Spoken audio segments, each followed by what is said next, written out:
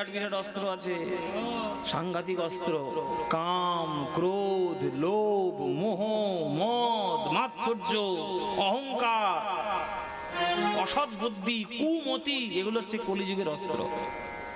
এইগুলো নিয়ে মহাপ্রভুর সঙ্গে যুদ্ধ করতে আসছে। বলে নিমাইকে দেখে নেব, নিমাইকে দেখে নেব যে নিমাই আমার যুগে জন্ম নিয়ে সবাইকে ভক্ত করে নিয়ে চলে যাবে, এত বড় স্পর্ধা।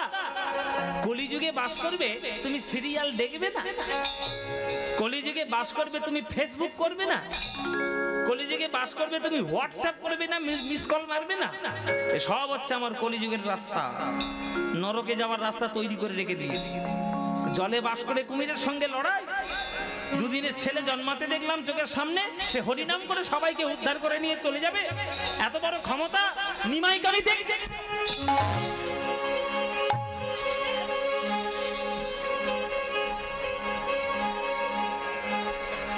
নিমাইয়ের সঙ্গে যুদ্ধ করতে আসছে কলিযুগ।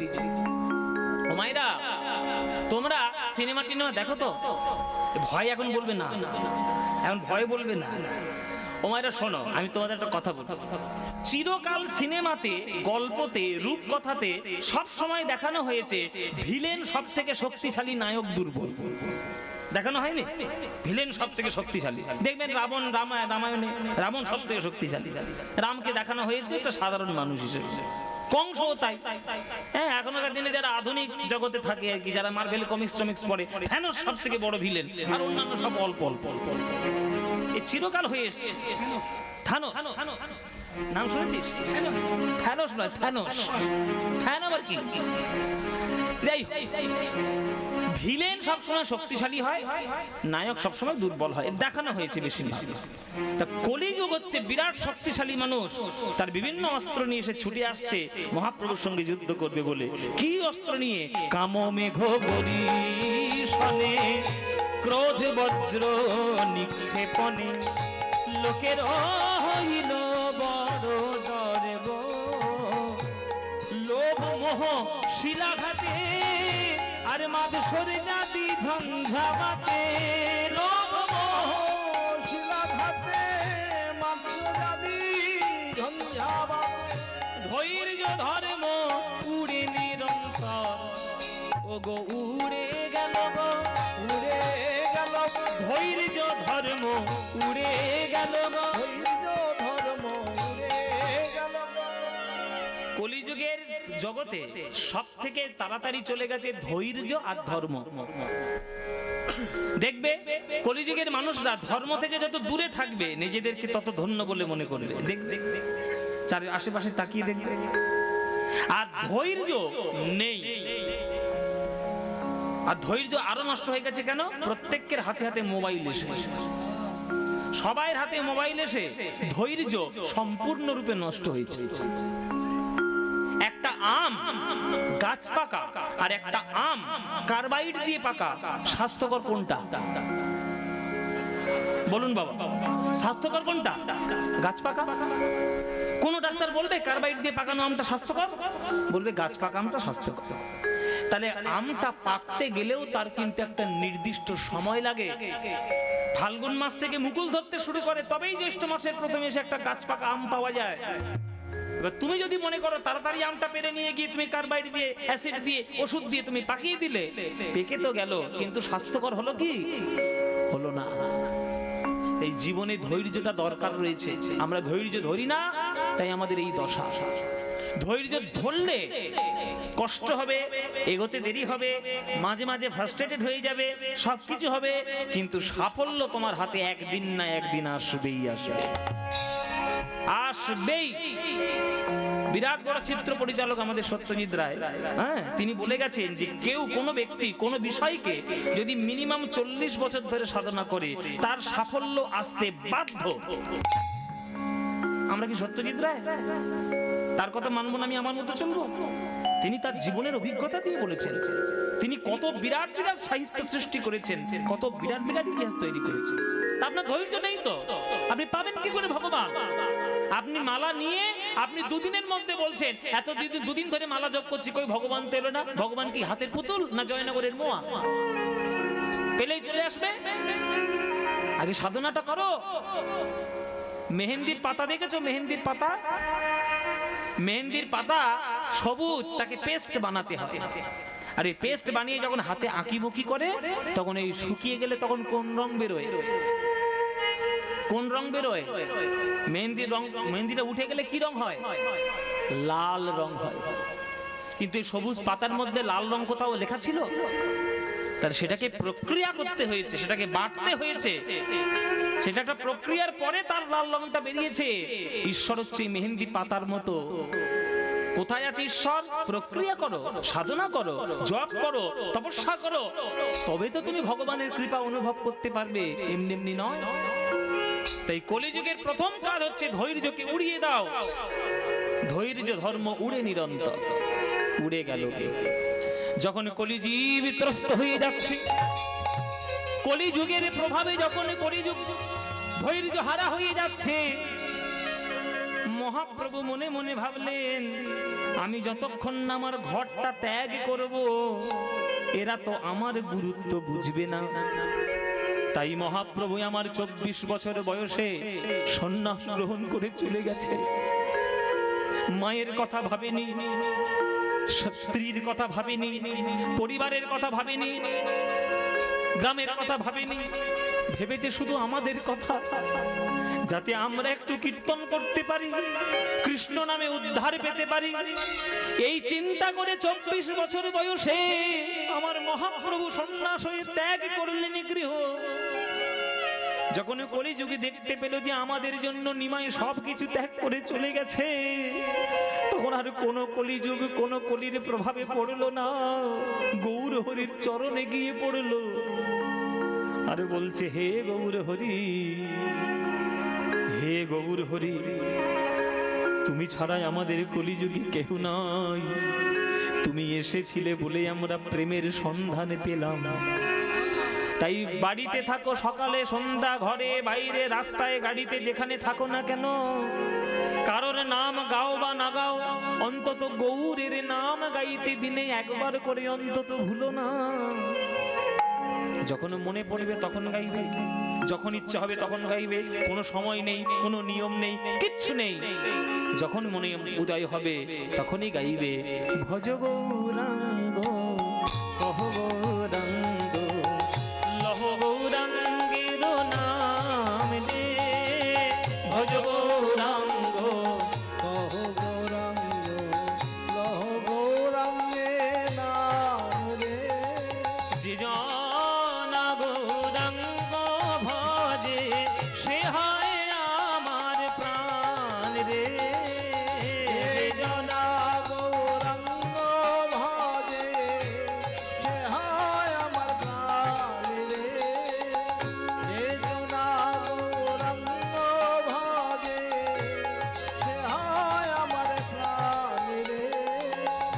দিন গেলে হা গৌরাঙ্গ, যে বলে একবার রে, সেই জন আমার হয় আর আমি হই তার রে, সেই জন আমার হয় আমি হই তার রে।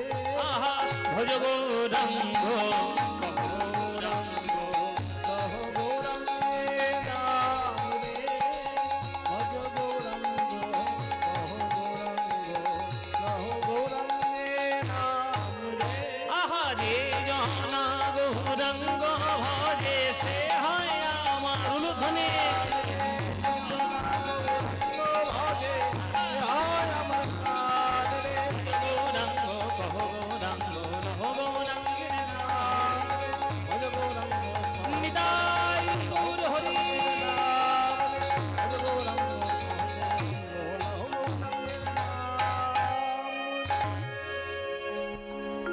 করবেন নাকি গৌরাঙ্গের নাম করবেন? 24 ঘন্টায় একটা দিন, তো 24 ঘন্টা তো শুধু সংসার সংসার করে কাটাচ্ছেন। ছেলে মেয়ে, ভাই বোন, শ্বশুর শাশুড়ি, শালক শালিকা, রান্না বান্না, জায়গা জমি। কেউ তোমার সঙ্গে যাবে মরণের পর? কেউ যাবে? কেউ যাবে না। তাই আমি যেখানে যাই আমি সেখানে বলি, 24 ঘন্টার মধ্যে 23 ঘন্টা সংসার করো, যেটাতে কিছু পাবে না সেটা 23 ঘন্টা দাও, আর যেটাতে অনেক কিছু পাবে অন্তত 1 ঘন্টা তার জন্য দাও। সকালে হোক সন্ধ্যে হোক, সময় যখন পাবে বাবা। কি আছে জীবনে? কিচ্ছু পাবে না। সৎ ভাবে যদি জীবন যাপন না করতে পারো, কিচ্ছু নাই জগতে, কিচ্ছু পাবে না। মানুষের উন্নতি কখন হয় জানেন? যখন সে আধ্যাত্মিক উন্নতি করে। আমার ব্যাংকে কত কোটি টাকা আছে এটা আমার উন্নতির কোনো লক্ষণই নয়। আমি কত বিঘের মালিক হলাম এটা উন্নতির কোনো লক্ষণ নয়। আমার হাতে আইফোন 15 প্রো ম্যাক্স আছে কিনা এটা আমার উন্নতির লক্ষণ নয়। আমার উন্নতির লক্ষণ হলো 10টা ভিখিরিকে দেখে কি আমার চোখে জল আসছে? তাদেরকে দুটো খাওয়ানোর ইচ্ছে হচ্ছে কি? দুটো অনাথ বাচ্চাকে দেখে মনে হয় তাদেরকে একটু মানুষ করি? বৈষ্ণবদেরকে দেখলে মনে হয় পায়ে ধরে একটু প্রণাম করি? কীর্তন শুনলে মনে হয় যে সারাদিন কীর্তনের জন্য বসে থাকি? যদি মনে না হয় তাহলে আধ্যাত্মিক উন্নতি আপনার হয় নাই। বহু রূপে সম্মুখে তোমার ছাড়ি কোথা খুঁজিছে ঈশ্বর, জীবে প্রেম করে যেই জন সেই জন সেবিছে ঈশ্বর। যদি সেটাই করতে পারেন তবে আপনার আধ্যাত্মিক উন্নতি হয়েছে। যতই কোটি টাকার মালিক হয়ে যান না কেন, কিছুই হয় না, কিচ্ছু হয়নি আপনার জীবনে। তাই অর্থনৈতিক উন্নতি নয়, পারমার্থিক উন্নতিটাই হলো জগতের মূল লক্ষ্য। আর সেই পারমার্থিক উন্নতিটা তখনই হবে যখন 23 ঘন্টা বেকার সংসারের জন্য খেটে 1 ঘন্টা হৃদয় দিয়ে ভগবানকে ডাকতে পারবেন। ব্যাস।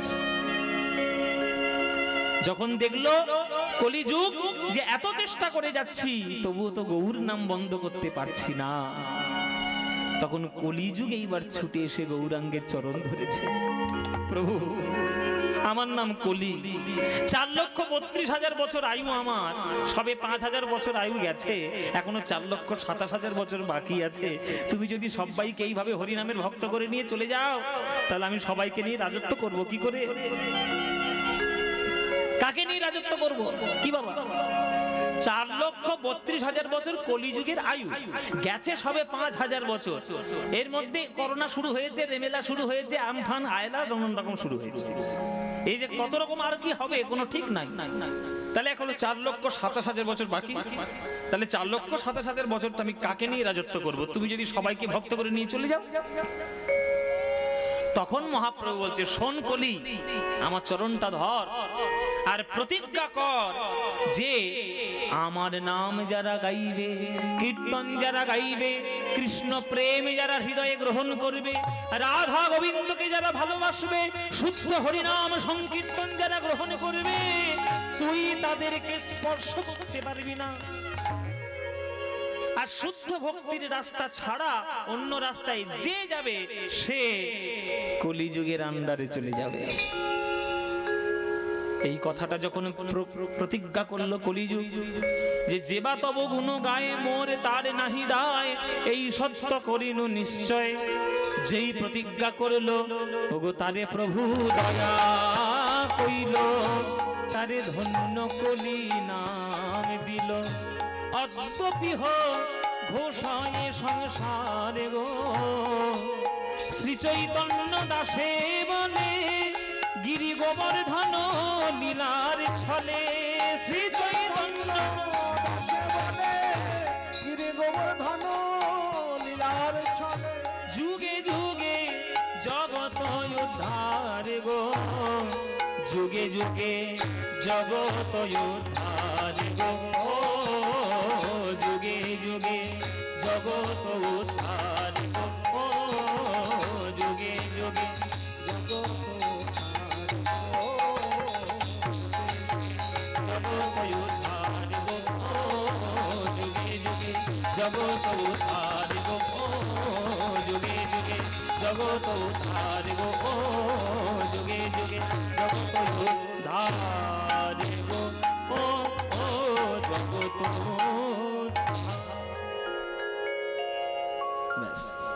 এই এতখানি তত্ত্ব নিয়ে তবে গৌরচন্দ্রিকা এইবার আমরা বৃন্দাবনে যাব, গিয়ে দেখব কৃষ্ণের লীলা। কৃষ্ণের কি লীলা হবে আজকের আমরা সাধন করব বৃন্দাবন। কালকে আমার গুরুদেব শুনিয়েছে আপনাদেরকে ভক্ত প্রহ্লাদের কথা, সেটাও ভাগবতের কথা। আজকের আমরা যেটা গাইব সেটা কৃষ্ণ লীলা, কিন্তু সেটাও ভাগবতেরই কথা। গুরুদেব গিয়েছেন ভক্তের লীলা, আমরা গাইব আজকে কৃষ্ণের লীলা। চলো বৃন্দাবনে গিয়ে বৃন্দাবনের লীলা সাধন করব। লীলার নাম হলো গিরি গোবর্ধন ধারণ লীলা। শ্রীকৃষ্ণ গিরি গোবর্ধন কেন ধারণ করেছিলেন, কি করে ধারণ করলেন, কেন করলেন, সব তত্ত্ব আজকের আমরা আস্বাদন করব। চলো তাহলে বৃন্দাবনে কি লীলা দেখবো মায়েরা? গিরি গোবর্ধন ধারণ লীলা। চলো সবাই মিলে একটু বৃন্দাবনে যাই। এখানে যারা গান শুনছো, কারা কারা বৃন্দাবনে গেছে একটু হাত তুলো দেখি। বৃন্দাবন কারা গেছে? 1 2 3 4 5। ওই থাক থাক থাক, নামাও। অনেকেই গেছে, গোনা যাবে না, অনেকেই গিয়েছে। আচ্ছা, বৃন্দাবনে গেলে কি বলে বলে ঢুকতে হয়? হ্যাঁ, কেন কৃষ্ণ কৃষ্ণ বললে হবে না? হরি হরি বললে, রাম রাম বললে, বলতে হবে কি রাধে রাধে। চিন্তা করুন তাহলে রাধারানীর ক্ষমতা কত। বিশ্ব ব্রহ্মাণ্ডের মালিক কৃষ্ণ, কিন্তু বৃন্দাবনের মালিক কৃষ্ণ হতে পারলেন না, বৃন্দাবনের মালিক রাধারানী। তো চলো বৃন্দাবনে যখন যাব, বৃন্দাবনে যাওয়ার একটা বৃন্দাবনের গান গাইতে গাইতে আমরা কি গাইবো নাকি বাবা? গাইবো মায়েরা নাকি বাদ দেব? বৃন্দাবনে যাওয়ার একটা গান গাইবো। এই গানটা সবার খুব প্রিয় গান, এই গানটা সবার খুব চেনা পরিচিত গান। সে গানটা গাইতে গাইতে আজকে বৃন্দাবনে যাব। চলো মন দিয়ে শোনো, গানটি সবারই পরিচিত, কিন্তু আমি আমার মতো করে একটু সাজিয়ে গুছিয়ে গাই আর কি। চলো সেটা শুনি। চলে রে আমার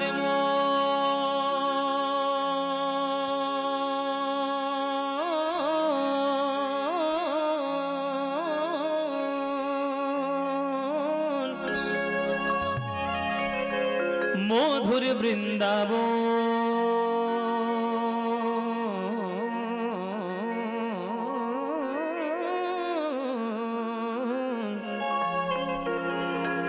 যমুনা পুলিনে যেথা মধুর বৃন্দাবন।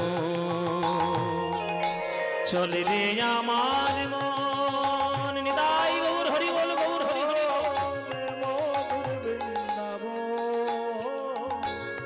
যমুনা পুলিনে সেথা মধুর বৃন্দাবন। চলে রে আমার মন,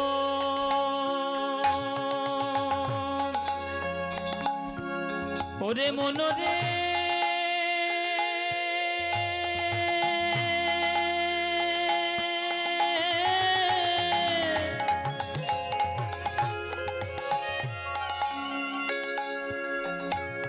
ওরে মন রে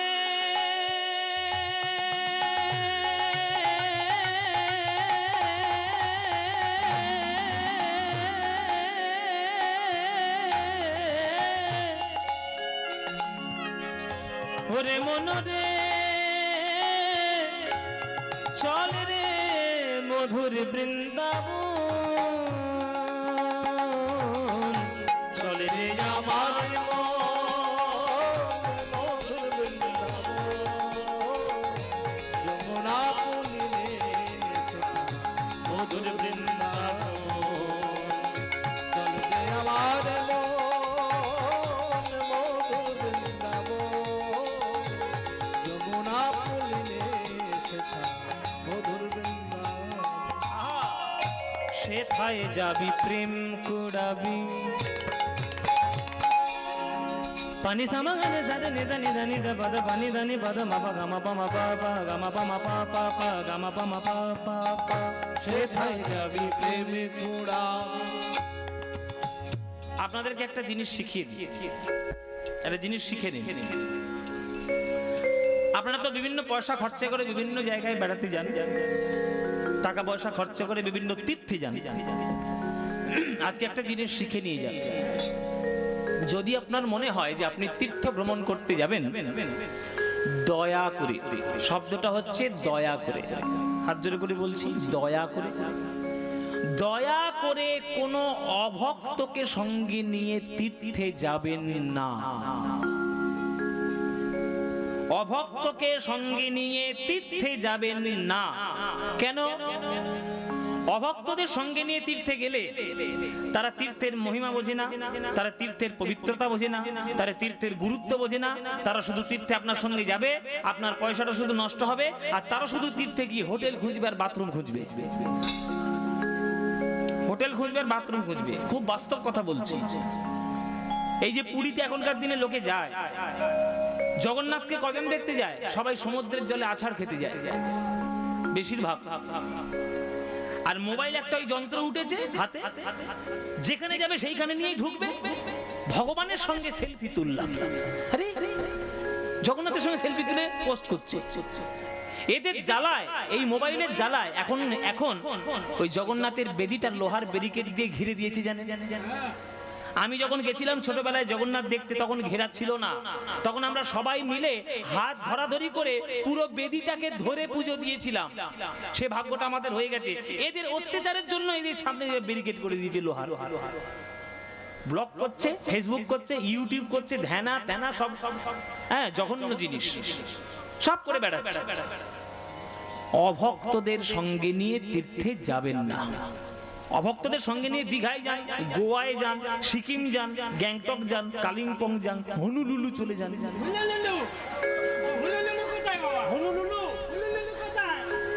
হনুলুলু জাপানে, সেই সব জায়গায় যান, কিন্তু তীর্থে যাবেন না।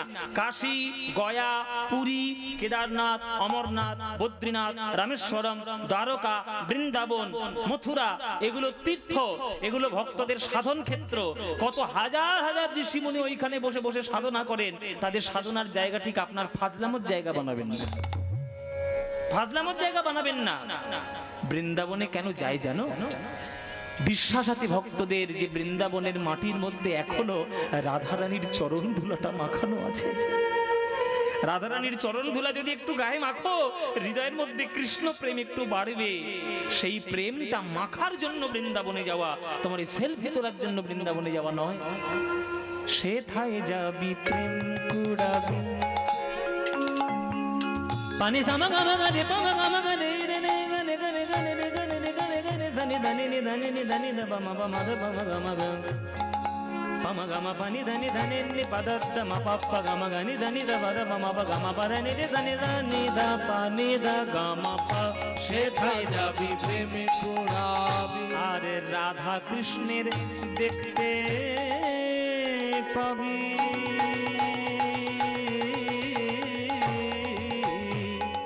সেথায় যাবি প্রেম কুড়াবি, রাধা কৃষ্ণের দেখতে পাবি। মায়েরা উলুধ্বনি। কদম তলায়, কদম তলায় দাঁড়াইয়ে আছে